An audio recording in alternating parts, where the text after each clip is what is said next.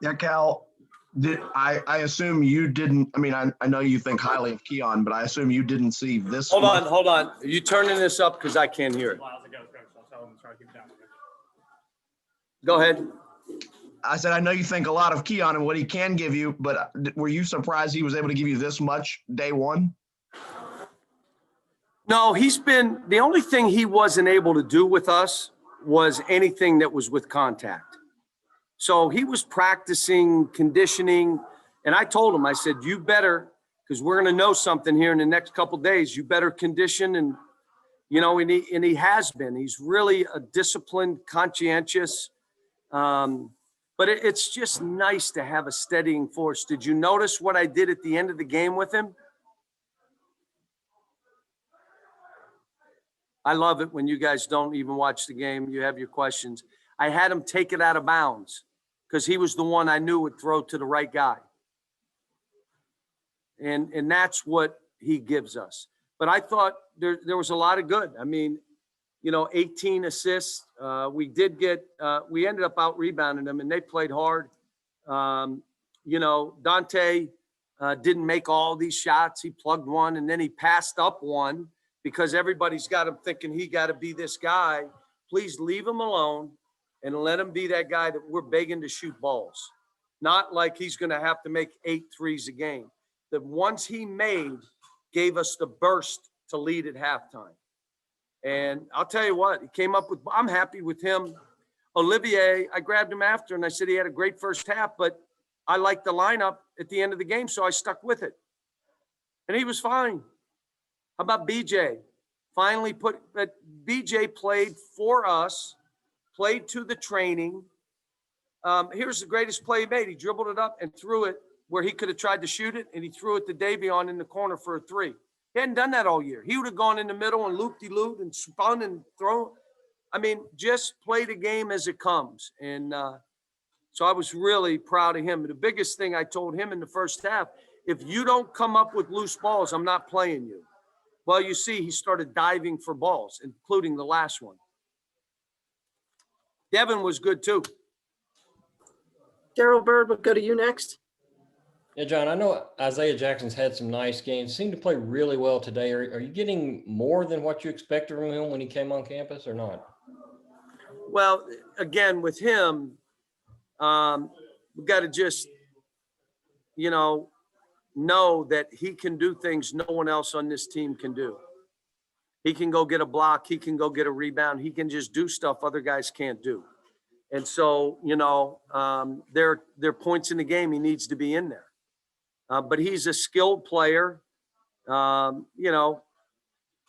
I'm like I said, Jacob did okay, wasn't the same as he was, but he was fine. I went crazy when every time he has a breakaway that he tries to dunk, that's what it looks like. Why not lay it in? And if you miss it, you could tip it back. And I said, we're not settling for that. And I told them at the end of the game, I'm coaching like it's a close game. But we needed to let them know if you defend and you execute and you pass to each other, you will beat some people by 20. But you can't be selfish offensively and break down defensively and then have to make plays at the end of a game. But like I said, this was a great win for these kids. They're moving in the right direction. And again, I come back to our fans have been great to this team, letting them buy time and understand that they didn't have 16 games under their belt like normal teams. And, we didn't have the kind of schedule that we have, and Cal's making excuses. I mean, they never turned on these kids. And that's what's great about Kentucky fans, class people. And they supported Devin, a BJ, or you could bury him and try to be just so nasty. And I understand that COVID's hit a lot of people, but, like I said, our fans are unique and special. John Hale, we'll come to you next. Cal, can you just walk us through the decision as a team to kneel during the anthem and what your conversations have been like this week since Wednesday? We didn't have a whole lot of conversations. I heard it, that they wanted to do it when we were on our way to the arena. And so I called the 3 leaders in and I said, talk to me. And they said they wanted to kneel. I said, tell me why. And they said, this is why. And I said, okay. And they said, well, you kneel with us. And I said, do you want me to? They said, yes, we do. And I said, okay, I'll kneel with you. So, you know, I think, again, it's something that speaks for itself. And these kids are good kids, and, you know, they care about this country and all the other stuff. And, you know, they're trying to figure out life and making statements that they think they have to make. And I want to listen to what they're saying, and then I'll support them if they want me to be there. If they said we're good by ourselves, I probably wouldn't have been out there. Larry Vaughn, we'll come to you next. John, I got to admit, I thought getting Keon back would make a difference for you, but I never had an idea would make such a huge difference. I mean, just what impact does he have not only with his play, but what he kind of makes other guys able to do then? Well, first of all, when I told the team this, you know, when he talked to the doctors, he was scared to death and thought it was going to go longer and this, that, and the other. And hands were shaking, and he came to see me, and that, you know, they cleared him, and he and I got emotional. I hugged him, and I said, we got to figure out how we slide you in. He looked at me and said, Coach, I trust you. You do whatever you think is best for this team. And I told the team that. And I said, think of some of you. You get subbed and you're like, why'd he sub me? Think of you. Think of how he responded to this. He's a leader by example. He's not a confrontational guy. That's not who he is. You saw the kind of athlete he is. You see that he's way physically stronger than he was, way more patient mentally. The game has slowed down for him. But it's a big deal. We've been playing without him. I mean, come on. You know, but again, I come back to, you know, and that's why you want to have a great fan base that understands and isn't going crazy, and, you know, that gives kids a chance. And that's why you want those kind of things. John Clay, we'll go to you next. John, you're very balanced. I think 8 guys scored. Nobody scored more than 13 points. Is that what you envision this team being? I hope so. You know that my teams historically have had 5 guys in double figures. And if someone's an unbelievable scorer, they'll go between 16, and the most anybody scored was Jamal Murray in 20. And when he's getting 50 in a pro game, you probably could have scored a few more, but he sacrificed for his team so we could have 5 guys in double figures. But the reality of it is, it's who has it going. It's how we play here. This is the culture of learning to fight, learning to be a teammate, learning to execute for each other, playing and worrying more about your team than yourself. That's what this is here.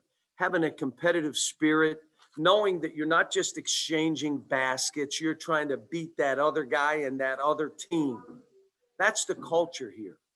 If you don't want that culture, you can't be here. And so that's where we're now going to. This was a good game for us, but look, we got other games. I mean, I think who's our next game, Deb? Our next game is Alabama on Tuesday. Yeah, so Eric's over here feeding his face. I'm starving. He's just jamming stuff down his face over here. But, you know, Alabama is terrific. You know, the way they play and how they space the court, and tough veterans, guys that have been around. That's going to be a hard game for us. But again, let's enjoy this. Let's enjoy these kids. Let's enjoy their growth. You know, I know there probably was some people that put dirt on the coffin, and we pushed the coffin open and said, hey, you ain't putting that dirt on this. And you know, and that stuff was out there. But look, I kept saying to you, we got good kids. I'm proud of these kids. They just need time. And I'm not changing that thought. We just need time. All right, Coach, we have time for 2 more, Kent Spencer and then John Wong. John, just how much pressure does Keon take off of everybody? I mean, for the guards, he can handle the ball a little bit, pass, feed the post. And for the big men, you know, it just seems like he just takes kind of pressure away from everybody a little bit. And how about he can calm them down on the court, so he takes it off our staff? You know, I mean, it's that's what makes it amazing at Mississippi State, how we pulled that off without him out there. That how we did it, how they kept together. you know, but this, like I said, he's a special young man, great human being, great teammate, and a skilled basketball player. Talented. Okay, John Wong, finish us off. Way to go, John. Now the fan base is going to expect you to win every game by 20 points. But when we hear you scream, play to your training, play to your training, could you see this happen in practice? Were you anticipating this by the way they were responding in practice? Well, what had happened, you know, I think they finally, you know, we got to listen. We got to listen to what we're trying to do. We had to limit turnovers, right? We had to start executing to create good opportunities for each other. We had to be about each other. We couldn't have breakdowns defensively. And we just zeroed in on those things for 3 weeks. We were going 2-a-days. Like, we're still going 2-a-days. Like, we'll go 2-a-days for another. We got to. Let me ask you, John, what else do they have to do? Oh, video games. Come on now. You know they got video games and they got to do. And they do got to sleep, you know, 21 hours. I mean, what do they have to do? Let's get on that. Let's watch, even if it's video. We're watching tape. We're doing stuff. We're together. We're becoming a team. I went overboard with the COVID. I really did. It was so, I had coaches telling me, you're out of your mind. But I'm dealing with people's sons. And my issue started becoming mental health. And that's why I said, if we're testing 3 times a week and we're in this bubble cocoon we're in, the lodge, the practice facility, and that's it, and my house, and I'm getting tested, Ellen, we're going to become a family. We're going to become a family. And we started saying we got to do more things where we're around each other and not, you know, without we social distance, you had masks, but we had to. And even now I keep worrying about, this isn't normal. How about they came here to play in front of 24,000 fans? And now all they can do is have them be real positive the way they are, but they can't be at the games. But if they were at the games, they're carrying us to wins, our fans. How about going on the road? First time I've been down to Florida, I didn't get to see the tents. The night before were the tents were out there. No tents. There were no tents. I mean, they don't get to be in a college environment socially, being in the classroom, meeting professors, none of it. 4 white walls, and then we're struggling.